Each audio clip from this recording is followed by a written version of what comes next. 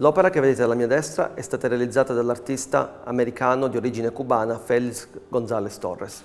È un artista che ha realizzato opere soprattutto negli anni 90, poi successivamente purtroppo è deceduto a causa dell'AIDS.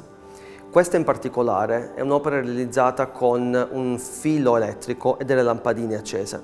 Queste lampadine non sono altro che una sorta di memento mori, un ricordo che la nostra vita è breve e che potremmo lasciare questo mondo in ogni momento. Certo non un messaggio dei più allegri, ma sicuramente un messaggio che negli anni 90, in pieni anni della crisi dell'AIDS, era molto sentito da parte della comunità gay, della quale appunto Félix González Torres faceva parte. In particolare molte delle sue opere sono dedicate al suo fidanzato dell'epoca, Ross, il quale purtroppo morirà di AIDS qualche anno prima dell'artista stesso.